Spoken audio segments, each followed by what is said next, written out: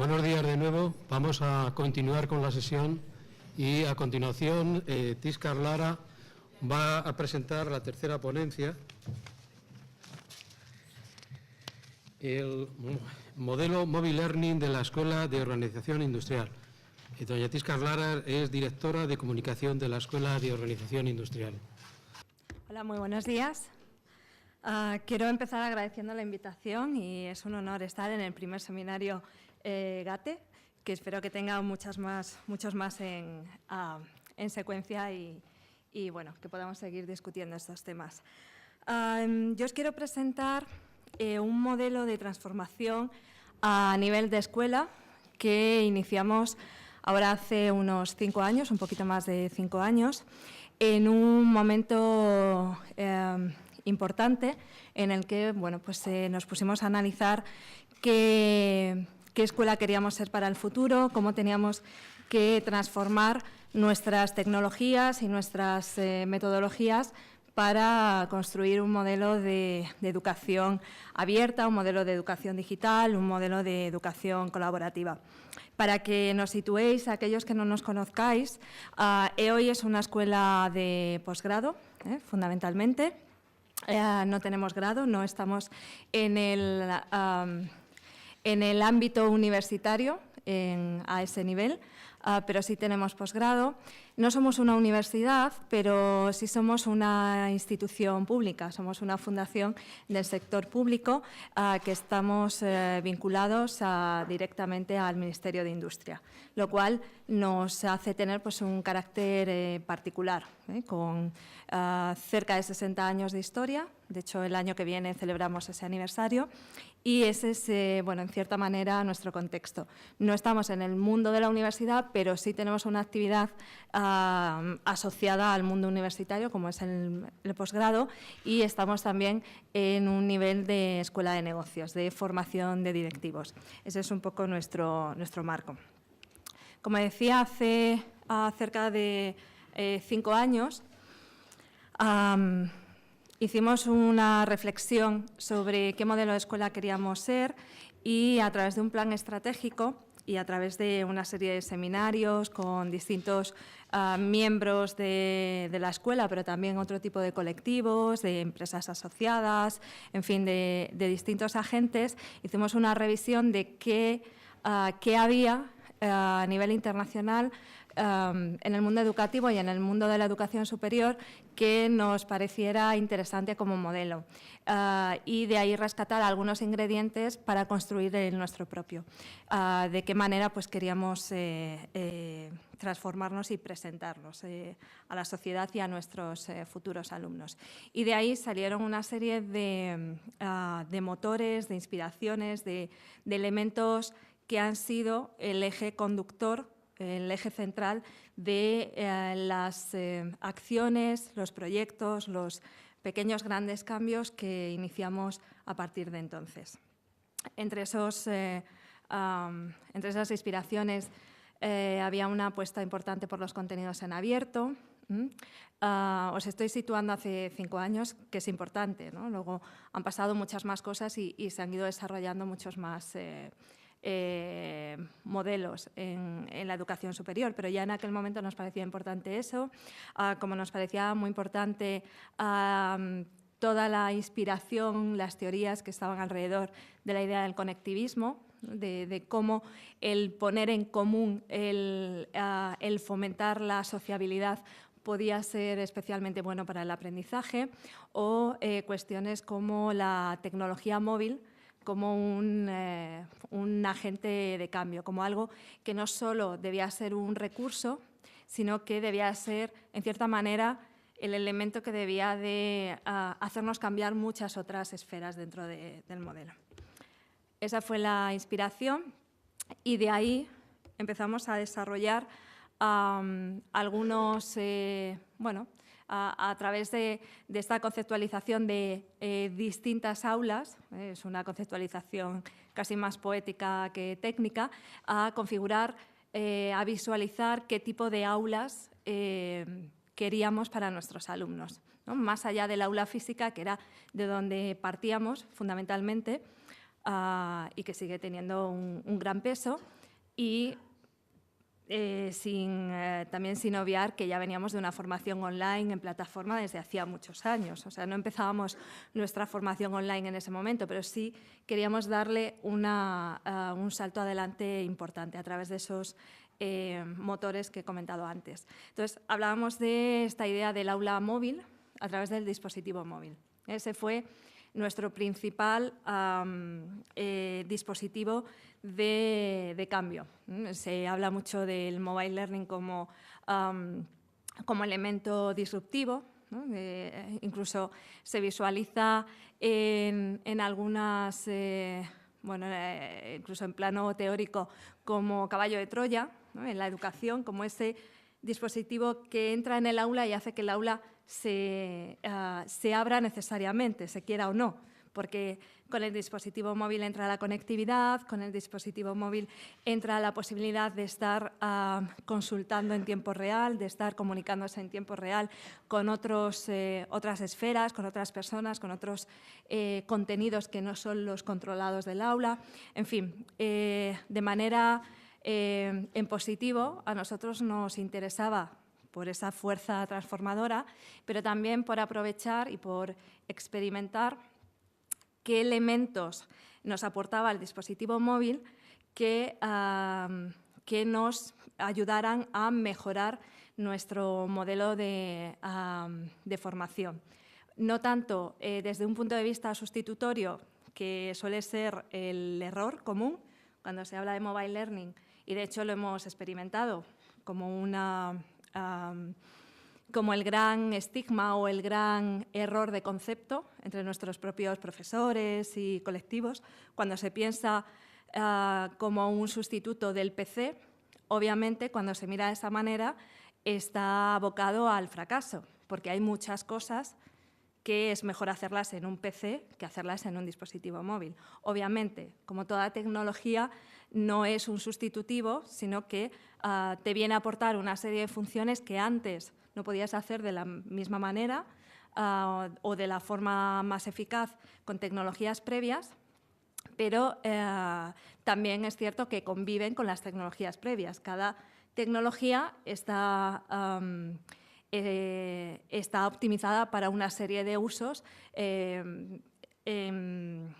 especialmente, ¿no?, por encima que otras tecnologías. Y eso es algo que también tuvimos que ayudar a explicar y a educar en esa dirección.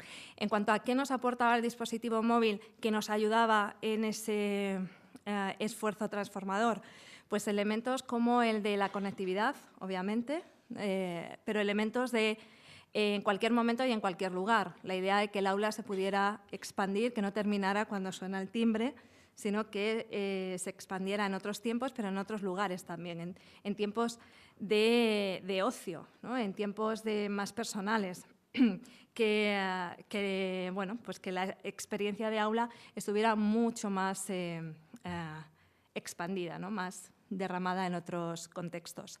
También la idea de la geolocalización, ¿no?, el poder trabajar desde un punto geolocalizado también era interesante para algunas de nuestras prácticas, ¿no? Tenemos mucha formación de ingeniería, que es un área importante en EOI, formación de gestión medioambiental, gestión de aguas, por ejemplo, y el hecho de hacer visitas in situ, de poder documentar, de poder recoger esa experiencia, esos datos desde el punto que en la teoría se suele llamar desde el punto de inspiración, con un dispositivo geolocalizado y además un dispositivo de recogida documental que te permite foto, te permite vídeo, te permite audio, te permite un trabajo centrado en el estudiante, centrado en el alumno, mucho más enriquecedor que pensarlo solo desde el punto de vista del profesor, que es también uno de los elementos más interesantes del mobile learning. El desplazar el foco a qué puede hacer el alumno a partir de ese dispositivo personal y no tanto pensarlo solo como un paquetizador, como un dispositivo de de recogida de documentación, ¿no? De traslado, de manera de hacer llegar los contenidos desde el profesor al alumno, que es una visión mucho más clásica, más antigua y más limitada, ¿no? Simplemente como vehículo de extensión de contenidos y más como un vehículo, como un dispositivo de producción de contenidos desde el alumno. En aquel momento tuvimos que tomar una decisión. Siempre que trabajas con tecnología, pues tienes que tomar decisiones sobre esta u otra y por qué. Y empezamos a trabajar, a apostar por Android. Os estoy hablando cuando estaba empezando y no teníamos casi nadie teléfonos Android. Ahora la penetración, lo que ha sucedido en los últimos años es impresionante, ¿verdad? Pero bueno, nos parecía que era interesante dentro de nuestro modelo, por el tema de ser de código abierto, en fin, por todos los valores que también estaban asociados. Bueno, ¿qué empezamos a hacer? Pues primero a dotar, ¿no? a proveer a nuestros alumnos de esa tecnología. También en un momento en el que ellos no lo traían a clase. Ahora hablar del Bring Your Own Device, ¿no? De trae tu propio dispositivo y con lo que tenemos vamos a buscar maneras de poder utilizar, ¿no? Independientemente de cuál es el tipo de software, de sistema operativo, de dispositivo. Ahora se puede pensar en hacer dinámicas más en nube, más independientes. En aquel momento todavía era necesario y era importante el hacer por nuestra parte ese esfuerzo de dotarles de la tecnología básica para poder llevar adelante el proyecto. Y les dimos a cada uno un dispositivo con una conexión 3G también. Y como veis en la foto, este fue el primer curso, no había tablets. ¿No? Parece mentira, pero nuestro primer curso fue con un smartphone, con un HTC. Os podéis imaginar al principio, es que en la pantalla no se ve, es que no puedo hacer la hoja de cálculo. Claro, es que eso lo tienes que hacer en otro sitio, ¿no? La pantalla, el dispositivo te va a permitir otras cosas, comunicarte, ser mucho más ágil en otro tipo de operaciones, ¿no? Bueno, ya el siguiente año ya empezaron los primeros tablets y cambiamos de dispositivo y así, bueno, pues hemos seguido el siguiente. Este es el último año y bueno, y en 13-14 también, que no tengo foto. Pero ese ha sido uno de los esfuerzos económicos más importantes en cuanto a proyecto. Ahora ya nos estamos planteando que ya no es tan necesario, ¿no? Ya el propio alumno trae tecnología al aula que nos permite trabajar y que nos hace pensar en ayudar o compensar de otra forma. Ya esto no es tan crítico. Otras visualizaciones, conceptualizaciones de aula importante, pues la idea del aula digital. O sea, en qué lugar se quedaba la plataforma, ¿no? La clásica plataforma. En aquel momento teníamos una propietaria, hicimos la migración, el cambio a la adopción de Moodle. Luego veréis un esquema al final, cuál es su rol, ¿no? Cómo se ubica dentro de un ecosistema de distintas esferas y distintos entornos de trabajo. Pero sí que la seguimos manteniendo. El aula digital, esa idea de la réplica del aula física, lo más parecido a un aula física donde estamos los que somos y somos los que estamos, profesores y alumnos, ¿no? El grupo, en un espacio privado, restringido, más o menos controlado, es necesario y es importante, pero convive con otros, ¿eh? No todo sucede ahí. Ahí sucede una serie de actividades importantes en la metodología, pero no todo se esfuerza que suceda ahí ni es excluyente. Otra idea, conceptualización dentro del modelo, era la idea del aula pública, ¿no? En paralelo, lo que hicimos fue abrir blogs a todos los alumnos, blogs personales en la plataforma, una plataforma multiusuario de WordPress, en el propio dominio de la escuela, en neoi.es/blogs, de tal manera que ahora pues, tenemos unos 2.000 y pico blogs, ¿no? Gestionando, porque se van acumulando en cada año. Pero aquí lo que queríamos trabajar, lo que nos interesaba trabajar era esa idea del diario personal, del diario público, de ese espacio donde el alumno se encuentra con un público potencialmente masivo, donde tiene que aprender a comunicarse, aprender a comunicar sus ideas, a exponer su conocimiento, su manera de aprender algo y de compartirlo, y donde trabajar, y esto lo vimos desde el inicio, donde trabajar la importancia de del portfolio, ¿no? De la identidad digital profesional, de yo con mi nombre, este es mi espacio, donde doy respuesta a actividades que me vienen del aula de distintos profesores, este es mi cuaderno de campo, pero donde yo también puedo escribir y puedo crecer tanto como yo quiera, ¿no? De aquello donde yo me quiero especializar, puedo escribir más, no es solo el cuaderno de clase, ¿no? Cuando me obligan a hacer algo, cuando tengo que hacer algo de respuesta docente, sino que también es mi currículum vitae desde el primer día de clase. Y quiero posicionarme, quiero que me encuentren por lo que yo quiero ofrecer de mí mismo, ¿no? Lo mejor que quiero ofrecer en un espacio institucional, además, que ya me sirve un poco de plataforma. Luego empezamos a trabajar también, como veis, con tecnologías ligeras. Al final es todo un armazón de herramientas y bueno, al final conformando un ecosistema.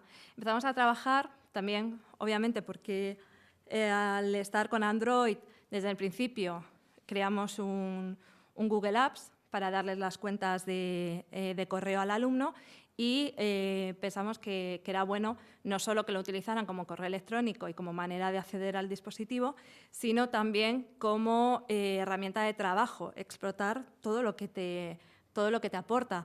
Los documentos en nube, compartir calendarios, poder publicar, ¿no? Documentos o calendarios o sites, ¿no? El chat, o sea, todas esas herramientas de comunicación. Y desde un punto ya más institucional, creamos mini sites con Google Apps de una manera muy sencilla para cada máster, donde bueno, pues, poníamos los contenidos principales para crear esa idea del el aula pública, ¿no? Como grupo. Estos somos nosotros, estos son nuestros perfiles en redes, estos son nuestros contenidos, estos son nuestros calendarios, son nuestras clases, no solo para darles esa visibilidad hacia afuera y experimentar con esa idea del compartir y de lo público, de poder saber desarrollarse en un entorno abierto, sino también para que se vieran entre ellos, para buscar sinergias, ¿no? Los másters normalmente son en verticales, cada uno va a su clase, conoce a su grupo, pero tenemos pocas oportunidades de interacción entre grupos, entre distintos másters o distintos grados. Suele suceder en educación superior, que están muy próximos, pero están muy alejados, a no ser que busquemos fórmulas de integración o de buscar, ¿no?, cómo distintos grupos pueden trabajar juntos y aprovechar lo mejor de cada uno para proyectos de final de máster, por ejemplo, ¿no? El poder poner en contacto másters de MBA, de gestión empresarial, con alumnos de máster de gestión medioambiental, pues de ahí salían sinergias y salían proyectos interesantes. Entonces, el hecho ya de que se vieran entre sí ya era es un efecto catalizador. Luego, la idea del aula taller, también aprovechando la potencia y la flexibilidad y la sencillez de los sites de Google, empezamos a generar que los proyectos de fin de máster se organizaran, se trabajaran por cada uno de los grupos en un site de Google, donde eran administradores, donde son administradores y donde pueden ir dando cuenta de los avances, contando su proyecto desde el día 1, no el último día. cuando uno ya lo cierra, lo tiene bonito el PDF y lo guarda en el repositorio institucional, sino desde el día 1 tú ya puedes tener tu nombre ahí, tu posicionamiento, estoy trabajando en un tema de aguas residuales con este foco. Porque de cara a la empleabilidad, nosotros somos de educación superior y escuela de negocios, nos interesa mucho, estamos ya en la capa de la empleabilidad, muy próximos, y nos interesa mucho trabajar todas esas técnicas de madurez con el alumno, pero también de proyección profesional del alumno. Otra idea de aula expandida, trabajar con los contenidos, ¿no? Entonces empezamos con un repositorio institucional, un repositorio también desarrollado sobre código abierto, donde se cuelgan todos los contenidos en vídeo, en PDF, en audio, en cualquier tipo de formato, pero contenidos de los profesores, la documentación docente, contenidos de las actividades como esta de hoy, cualquier actividad académica, un acto, un evento también, los proyectos de los alumnos, en fin, todo aquello que genera la escuela en cierta forma. Y todo ello con licencias Creative Commons que permiten su reutilización. Otro elemento, otra actividad, otro proyecto de trabajo en paralelo fue el abrir un wiki para la documentación docente, con la idea de que el wiki es el espacio donde el profesor, el grupo de profesores alrededor de las materias van elaborando su documentación y donde la van actualizando, de tal manera que se ve que es un cuaderno vivo y es un cuaderno que en ciertos momentos tienen una foto fija, que es generar un documento con una versión que se cuelga en el repositorio institucional, pero que en el proceso está abierto en formato wiki. O sea, que no solo sirve para publicar y compartir, sino que sirve como herramienta de trabajo. No se trabaja en un procesador de texto, sino que directamente la idea es que sea útil el medio para trabajar.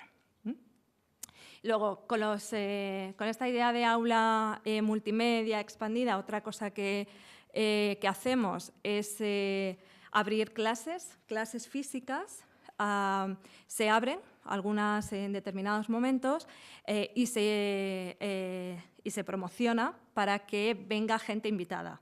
Quien quiera viene y se sienta en el aula.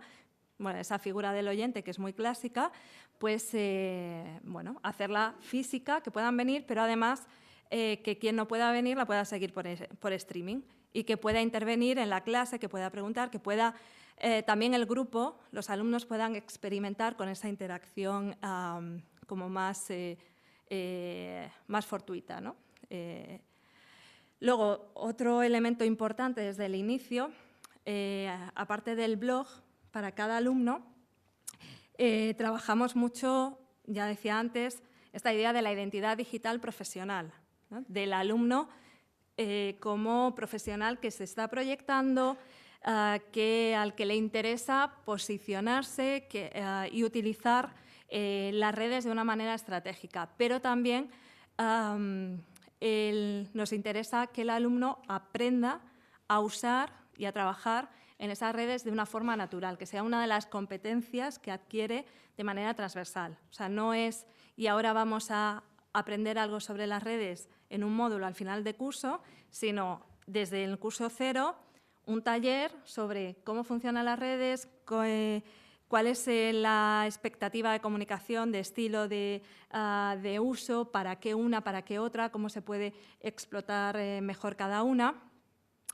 Si no se tiene, se crea el perfil, o sea, de manera casi obligatoria, pero explicando el porqué, ¿no?, de ello. Twitter y LinkedIn, Facebook en segundo plano, es algo que no explotamos desde ese punto de vista, es mucho más opcional, pero aparte de que se abran el perfil, de que sepan usarlas, de que se ponga en su ficha pública, alumno, blog, su perfil de Twitter, aparte de crear una etiqueta para cada máster como una manera de que se comparta información en esas redes, cuando de manera espontánea se está leyendo algún sábado y se quiere compartir de una forma ágil con el grupo, o cuando el profesor quiere trabajarla con ellos de alguna forma. Bueno, pues aparte de eso, también, obviamente, en paralelo, trabajo con los profesores para saber cómo utilizar una u otra en función del objetivo didáctico, ¿no? de lo que quiere trabajar en el aula. Cosas que nos ha provocado este tipo de acciones en estos años, pues obviamente hay que cambiar lo físico. Hasta ahora he hablado de muchos cambios en lo digital, ¿no? Plataformas, espacios, herramientas, pero esto también nos ha obligado a hacer obras en la escuela, ¿no? Las que hemos podido. Cada año hacemos la que podemos por alcance, pero, por ejemplo, la primera fue cambiar el concepto de biblioteca. Cuando tienes un repositorio, estás digitalizando todo, es accesible desde casa o desde la escuela. Cuando el trabajo cada vez, la metodología está más orientada al trabajo por proyectos, al trabajo en equipo, esa idea del estudiante, del alumno solitario estudiando, memorizando, por lo menos en nuestro contexto, no tiene sentido. Digo, en nuestro contexto, que es más de máster muy profesional, ¿no? Lo que te va a demandar y lo que te demandan los profesores son otro tipo de resultados, no tanto una memorización de examen, en fin. Y lo que hicimos fue tirar unos tabiques, hacer un aula, la biblioteca como un espacio donde estar, con sofás, con sillas altas, con vending, con máquinas de tomar bebida, de poder comerte algo, de trabajar con distintas posturas, cambiando aulas también. Esta es una que tiene unas mesas modulares que se cambian en función de lo que se va necesitando, abrir las redes, abrir el wifi, hacer que todo sea más fácil, más dinámico, la manera de interactuar también en lo físico. Y otro tipo de proyectos ya pues en línea, aparte del vending y el mobiliario, pues por ejemplo, lo que hicimos también con esta idea de transformar una cultura, sobre todo, son gestos como para darle coherencia y para al final cambiar la mentalidad de ese tipo de profesionales que queremos formar, ¿no? Y que queremos brindar al mercado, que fue el ser un punto oficial de Book Crossing, ¿no? Que para nosotros es en cierta manera llevar la lógica de lo digital, ¿no? Del código abierto, de la donación y la adopción, del compartir, de tener otra idea de la propiedad como tal a objetos tan físicos como pueden ser los libros, ¿no? Y cambiar el modelo de préstamo en la biblioteca por Book Crossing, imaginaos con libros nuevos, ¿no? Comprados y liberados en Book Crossing, que lo fácil es quedártelo, pero bueno, hay que arriesgar y algunos se ha perdido, pero los cambios de cultura cuestan siempre y hay que hacer este tipo de cosas, conviene arriesgar. Como os decía, el esquema, por ir terminando, de cómo conviven estos diversos entornos, herramientas, pues de una manera funcional, en función de qué usos y para qué, intentando extraer lo mejor de cada uno, y así es como hemos operado en este tiempo. El aula virtual tiene un espacio muy importante en ese entorno de lo gestionado por uno mismo, ¿no? Instalado y controlado, para esos usos privados restringidos, donde solo están los alumnos y los profesores, pero ya empiezan a abrirse, si veis hacia la zona más blanca, más de web social, a los entornos de Google Apps. Ya empezamos ahí a trabajar más la idea de la comunicación, la idea del compartir documentos, de trabajar en red, en nube, de aprender a manejarse entre lo privado y lo público, ¿no? Esto lo tengo en privado, es nuestro espacio de trabajo, y cuando voy liberando documentos los pongo en público y aparecen en el site de proyecto. En fin, ese tipo de prácticas de trabajador en red, ¿no? De cualquier profesional. La idea de los blogs también están ahí a medio camino, para trabajar ahí sí mucho lo personal, ese carácter y abierto de ese medio, y luego las redes sociales, fundamentalmente 3 y fundamentalmente 2, por ir más a lo concreto, para trabajar otro tipo de competencias y de habilidades.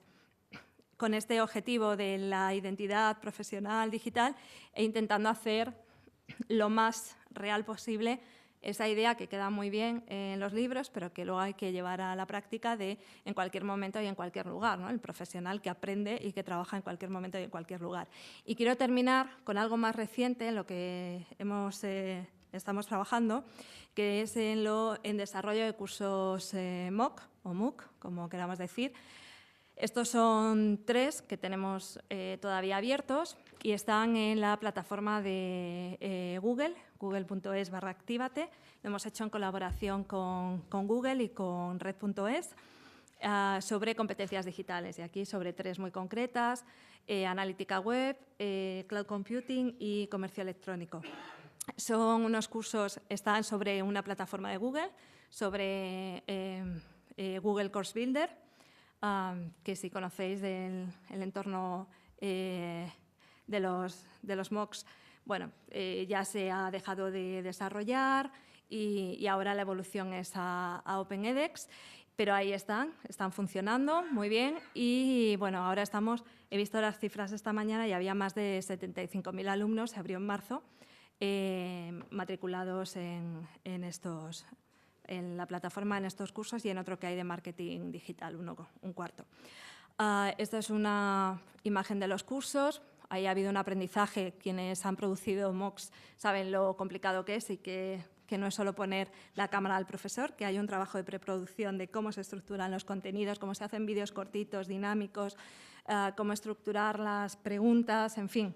Es otra metodología de producción de contenidos y quizás lo más interesante es la importancia del aspecto social como acompañante de esta tipología de formación, ¿no? La idea del poder conectar, que es uno de los intereses de que sea masivo. O sea, tiene mucho de autoformación porque es muy autoguiado, tú vas avanzando, pero lo interesante es que puedas conectar con 20.000, 30.000 personas que puedan estar interesados en tu entorno. Eso antes era impensable, ¿no? Y creo que por ahí van un poco las tendencias del potencial también de esto.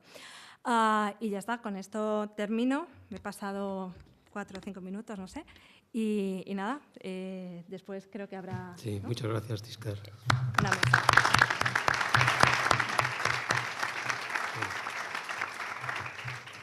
Bueno, abrimos, como en anteriores ocasiones, un turno de preguntas entre los asistentes de la sala.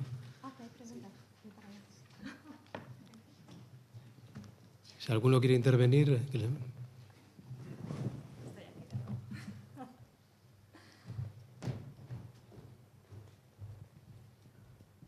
Gracias. Yo soy Pau, de Informática de la UPM, y me interesa sobre todo la parte del Bring Your Own Device, el BYOD, o como se le queráis llamar, que es muy interesante porque supone un ahorro, digamos, para la escuela o la persona que se dedica a dar el curso, pero también puede suponer un problema para los alumnos por la brecha digital. Sí. Personas que tengan un iPad, pues serán mucho más fluido su experiencia, y otras personas que tengan un dispositivo un poco más barato, digamos, o más desconocido, pues pueden tener problemas porque al final supone muchos problemas. Hay pilotos que se han hecho con dispositivos de Bring Your Own Device que al final las personas que tenían un dispositivo más barato, pues sobre todo en las experiencias en el aula propia, pues iban más lentos, funcionaban peor, se ralentizaban. Entonces eso es un problema del Bring Your Own Device que no sé si lo habéis pensado y cómo pensáis quizá solventarlo. Estamos en ese análisis. Todavía no nos hemos enfrentado a ese tipo de casuísticas, pero sí que las tenemos en cuenta, porque hasta ahora les hemos dado el dispositivo todos los años, todos los cursos. Pero también vamos viendo que no es realmente tan diferencial, porque ya vienen con un iPad y tienen uno y tienen otro, y al final es como un anexo, el que sea para todos, ¿no? Y para todos lo mismo, que no es realmente importante, que podemos poner ese esfuerzo en otro tipo de fórmulas, en otro tipo de, si no es tecnología, en contenidos, en otro tipo de desarrollos. Pero sí que ya nos estamos encontrando duplicidades. Por eso decía que es importante valorar y ver cómo se compensa, porque a lo mejor tienes que ir caso por caso, no de una manera estandarizada de lo mismo para todos, porque realmente estás metiendo más ruido que otra cosa. Ahí la tecnología no es importante en algunos casos, pero sí ver si tienes que compensar cierta brecha, ¿no? Por una cuestión económica o porque alguien tenga un dispositivo pues que es que no en fin, que hay que cambiar el modelo. Por eso yo he hablado y de hecho he mencionado la idea de compensar, ¿no? Porque es un concepto importante, ver si tú tienes desde un punto de vista institucional que actuar en darle un dispositivo, ¿no? De una manera así como muy puntual a unas personas o trabajar más en esfuerzos de crear una red mucho más ligera, ¿no? A la que puedan acceder según el dispositivo. En fin, es algo que estamos ahora en esa reflexión, ¿no? En cómo lo vamos a hacer, si lo vamos... También en nuestro caso es distinto en el sentido de que cuando llegas a un máster profesional, ¿no? Normalmente también hay contextos, ¿no? Tampoco es lo mismo hablar de África que hablar de, ¿no? Según que en nuestro caso es una escuela que, en fin, que tiene ya un esfuerzo, ¿no? Por parte de los alumnos, y lo que nos estamos encontrando es que de manera ya natural lo tienen. Es lo que hemos visto en el último curso, ¿no? Ya, en vuestro caso igual... Claro, por eso que hay que poner... mejor poder adquisitivo, pero... Claro, que hay que ver cada caso de una manera... Estaba pensando en algo más básico, ¿no? Aplicar este tipo de mobile learning a los primeros cursos de la universidad. Claro, o en incluso grado es otra cosa. En educación obligatoria, donde ya es diferente, es muy diferente. Ahí tienes que trabajar de otra manera, pero por eso hay que analizar un poco el contexto, ¿no? Y ver cómo puedes poner los esfuerzos precisamente para que la experiencia de trabajo y de uso sea la que tú quieres. Y a lo mejor tienes que incidir en el dispositivo o a lo mejor tienes que incidir en otro elemento, ¿no? ¿Alguna pregunta más?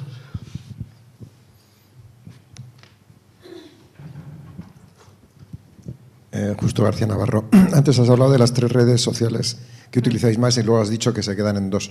Supongo que en vuestro caso la que se queda es Facebook, ¿no? Sí, sí. Gracias. Sí, desde el principio ha sido un poco así. Por ejemplo, Facebook nos ha sido muy útil para la parte social, sobre todo en los inicios, cuando tú te has matriculado, ¿no? En un máster, pero todavía no has llegado al aula, todavía no le has puesto cara a tus compañeros. Ese tiempo previo, el poder crearles un grupo para que según van llegando se vayan conociendo, es como crear un recibidor, ¿no? Para que se vayan conociendo y les das un valor porque es una información que controlas tú sabes quiénes son el 1, el 2, el 3, el 4, el 5, ¿no? Que van llegando, pero ellos no, ellos cada uno tiene su visión individual, y el hecho de que puedas favorecer un contexto donde se puedan conocer e interactuar de una manera sencilla, pues les ayuda para temas de alojamiento, por ejemplo, ¿no? Que es como lo suelen utilizar, porque se vienen a Madrid y están buscando un piso y entonces buscan a alguien, y ahí tú les estás aportando algo que es de mucho valor para ellos. Pero desde un punto de vista docente, de llevar debates, de crear una parte importante de la formación ahí, no lo hemos utilizado así. Sí, en esa parte social, que esa ha sido muy interesante, la verdad. Siempre les ha ayudado. Por Twitter, ¿qué comentarios, qué preguntas se han suscitado? Bueno, pues preguntas no hay. Ha habido un montón de comentarios pues, que mencionaban pues, la gran cantidad de herramientas que utilizáis y pues, lo ideal que es utilizarla cada una en cada situación. También se mencionaba la importancia que le dais a la identidad, a crear la identidad digital. Y luego un comentario que me ha gustado, pues que si... ¿Por qué no convertir el aula al ambiente Google? Porque si funciona en una empresa, ¿por qué no puede funcionar en un ambiente educativo? Mensajes así en esta línea. Muy bien, muchas gracias, Tiscar.